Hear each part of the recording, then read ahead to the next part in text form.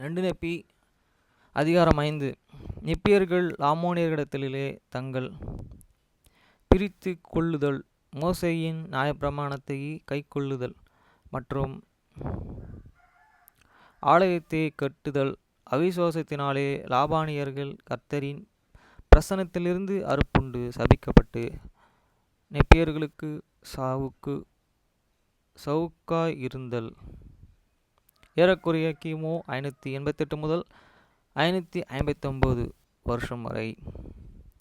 1. இதோ அந்தபடியே நெப்பியனாகிய நான் என் சகோதரனுடைய கோபத்தை நிமித்தம் என் கர்த்தராகிய தேவனை நோக்கி அதிக கூக்குரலிட்டேன்.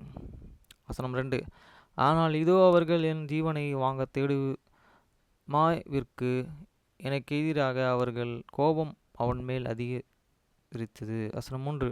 ஆம், அவர்கள் எனக்கு எதிராக முறுமுறுத்து, நாம் இளைய சகோதரன் நம் மீது ஆளுகை செய்ய நினைக்கிறான், அவன் நிமித்தம் நாம் அநேக பாடுகளை அனுபவித்தோம், ஆகையால் அவனது வார்த்தைகளின் நிமித்தம் நாம் அதிக உபத்திரவங்களையும் அடையாதபடிக்கு நாம் இப்பொழுதே அவனை கொன்று போடுவோம். ஏனெனில் இதோ அவன் நமக்கு அதிகாரியாய் இருக்க அனுமதியும் நாம் மூத்த சகோதரர்களே இருப்பதால் இந்த ஜனங்களை ஆளுகை செய்வது நமக்குரியதாய் இருக்கிறது.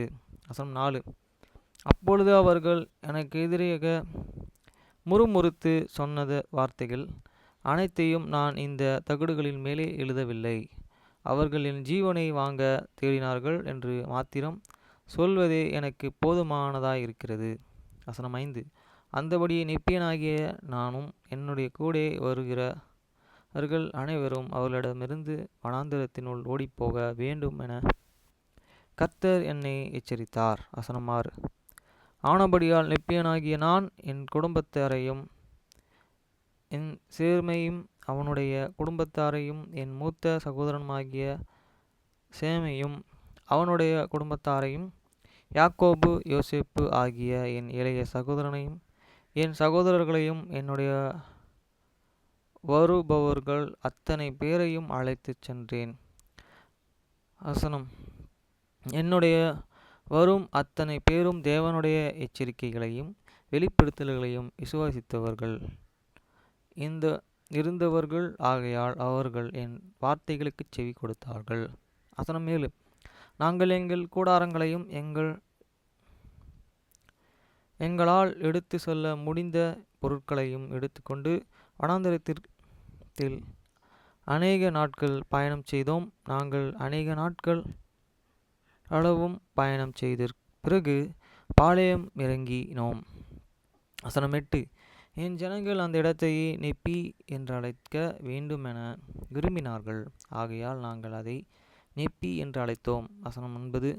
என்னுடைய இருந்தவர்கள் எத்தனையோ பேரும் தங்கள் நெப்பியின் ஜனங்கள் என்று அழைக்க முடிவு செய்தார்கள். வசனம் 10. நாங்கள் மோசேயின் நியாயப்பிரமாணத்தின்படியே எல்லாவற்றையும் கர்த்தருடைய தீர்ப்புகளையும் நியமங்களையும் கட்டளைகளையும் கை கொண்டு ஆதரித்தோம். வசனம் 11. கர்த்தர் எங்களோடு இருந்தார், நாங்கள் மிகவும் விருத்தி அடைந்தோம், ஏனெனில் நாங்கள் விதைகளையும் நாட்டு ஏராளமாய் அறுவடை செய்தோம்.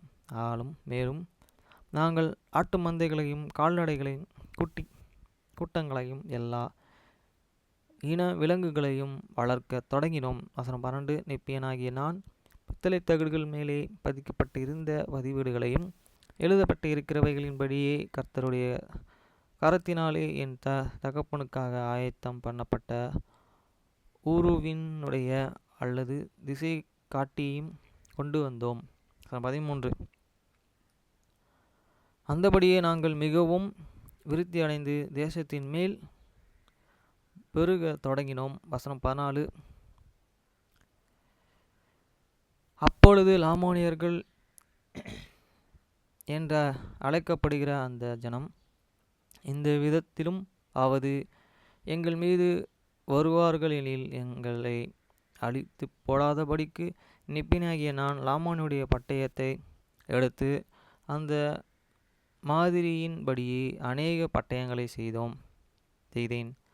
ஏனெனில் என் மீதும் என் பிள்ளைகள் மீதும் என் ஜனங்கள் என்றென்றைக்கும் காக்கப்படுவார்கள் மீதும் அவர்களுக்காய் இருந்த வெறுப்பை அறிவேன்.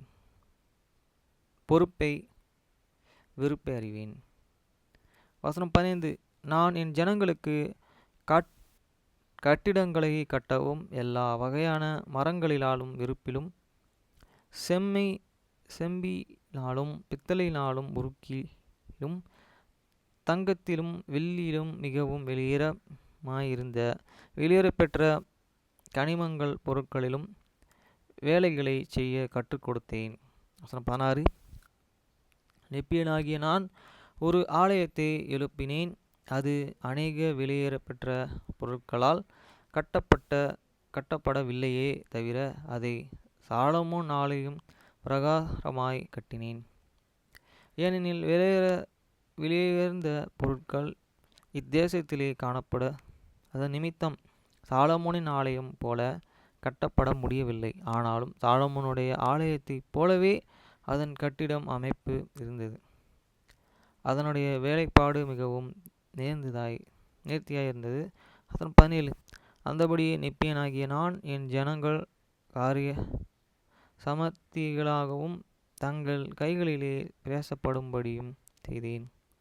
18. அந்தபடியே நான் அவர்களுடைய ராஜாவாய் இருக்கும்படி அவர்கள் விரும்பினார்கள். ஆனால் நெப்பியனாகிய நான் அவர்களுக்கு ராஜாவாக ஒருவனும் இருக்கக்கூடாதென வஞ்சித்தேன். ஆயினும் என்னிலிருந்த பலத்தின்படியே நான் அவர்களுக்கு செய்தேன். வசனம் 19. இதோ நான் அவர்களை ஆளுகிறவனாயும் ஆசாரியனாயும் இருக்க வேண்டும் என்று அவர்களை குறித்து பேசப்பட்ட கர்த்தருடைய வார்த்தைகள் என் சகோதரனிடத்திலே நிறைவேறிற்று. ஆகையால் அவர்கள் என் ஜீவனையே வாங்க தேடும் சமயம் அளவு கர்த்தருடைய கட்டளைகளின்படியே நான் அவர்களை ஆளுகிறவராயும் ஆசாரியனாயும் இருந்தேன். 20. ஆகையால் உன் வார்த்தைகளுக்கு அவர்கள் செவிகொடாமலும் போகும் அளவு அவர்கள் கர்த்தரின் பிரசன்னத்திலிருந்து அறுப்புண்டு போவார்கள் என்று என்னிடம் சொன்ன கர்த்தருடைய வார்த்தைகள் நிறைவேற்றும். இதோ அவர்கள் அவருடைய பிரசன்னத்திலிருந்து அறுப்புண்டு போனார்கள். 21.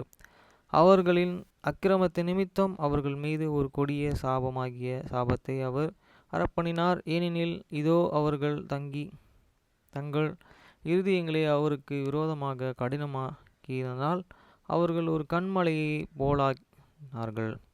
ஆதலால் அவர்கள் வெண்மையாகவும் மிகவும் சௌந்தரியம் உள்ளவர்களாகவும் விரும்பத்தக்கவர்களாகவும் இருந்தபடியினால் அவர்கள் என் ஜனத்திற்கு வசீகரமாய் இல்லாதபடிக்கு கர்த்தராகிய தேவன் அவர்கள் மீது கருமையான சருமத்தை வரப்பண்ணினார். வசனம் 22. கர்த்தராகிய தேவன் சொல்லுவதாவது, அவர்கள் தங்கள் அக்கிரமத்திலிருந்து மனம் திரும்பினால் ஒழிய நான் என் ஜனத்திற்கு அவர்களை அருவருப்புகளில் உள்ளவர்களாக இருக்க செய்வேன். 23. அவர்கள் சந்ததியோடு தன் சந்ததியை சேர்த்து கொள்கிறவன் சபிக்கப்படுவான். அவர்களுக்கு அதே சாபத்தால் சபிக்கப்படுவார்கள். அதை கர்த்தர் பேசினார், அது அப்படி நடந்தது. வசனம் 24. அவர்களின் மீது இந்த சாபத்தின் நிமித்தம் அவர்கள் ஒரு சோம்பலுள்ள ஜனங்களாகவும் தீங்கு மற்றும் சூழ்ச்சி நிறைந்தவர்களாகவும் மாறினார்கள். இரையாகும் விலங்குகளை வனாந்தரத்திலே தேடினார்கள். வசனம் 25. கர்த்தராகிய தேவன் என்னிடத்தில் சொன்னதாவது, என்னை நினைவு கூறும்படியாய் தூண்டுவதற்கு அவர்கள் உன் சந்ததிக்கு சவுக்காய் இருப்பார்கள். அவர்கள் என்னை நினைவு கூறாமலும் என் வார்த்தைகளுக்கு செவி கொடாமலும் போகிற அளவில் அவர்களை அழிக்கும் மட்டும் அவர்களை சவுக்களடியாப்பார்கள். 26. அந்தபடியே நெப்பியனாகிய நான் யாக்கோபையும் யோசேப்பையும் என் ஜனத்தின் மீது ஆசாரியர்களையும் இருக்கும்படி பிரதிஷ்டை பண்ணினேன். 27. அந்தபடியே நாங்கள் மகிழ்ச்சியாய் வாழ்ந்து வந்தோம். வசனம் 28. அந்த நாட்கள் எருசலேமை விட்டு வந்த காலத்திலிருந்து 30 வருஷம் கழிந்தன. வசனம் 29. நிப்பியனாகிய நான் இதுவரை என் ஜனத்தை பற்றிய செய்த பதிவுகளை நான் செய்த தகடுகள் மீது எழுதினேன். வசனம் 30. அந்தபடியே கர்த்தராகிய தேவன் மற்ற தகடுகளையும் செய்து அதன் மீது உன் ஜனத்தின் பிரயோஜனத்தைக்காக என் பார்வைக்கு நல்லதாய் படுகிற அநேக காரியங்களை அவைகளின் மீது நீ பொறிப்பாயாக என்று என்னிடம் உரைத்தார். வசனம் 31. ஆகையால் எப்பியனாகிய நான் கர்த்தருடைய கட்டளைகளை கீழ்ப்படிந்திருக்கும் படிக்கு போய் நான் இந்த காரியங்களை பிரித்த இந்த தகடுகளையும் செய்தேன். வசனம் 32. தேவனுக்கு பிரியமானவற்றையே நான் பிரித்தேன். மேலும் என் ஜனம் தேவனுடைய காரியங்களில் பிரியமாய் இருப்பார்கள் எனில் அவர்கள் இந்த தகடுகளின் மீது நான் பொறித்தவைகளையும் விரும்புகிறார்கள். வசனம் 33. என் ஜனத்தின் வரலாற்றின் அதிக விசேஷித்த பாகத்தை அறிய வேண்டுமென்று என் ஜனம் விரும்பினால் அவர்கள் என் மற்ற தகடுகளையும் ஆராய வேண்டும். வசனம் 34. 40 வருஷம் கழிந்து எனவும் அதற்குள்ளாகவே எங்கள் சகோதரரிடம் நாங்கள் யுத்தங்கள் மற்றும் பிணக்குகளை ஏற்கனவே செய்தோம் என்று சொல்வது எனக்கு போதுமானதாயிருக்கிறது.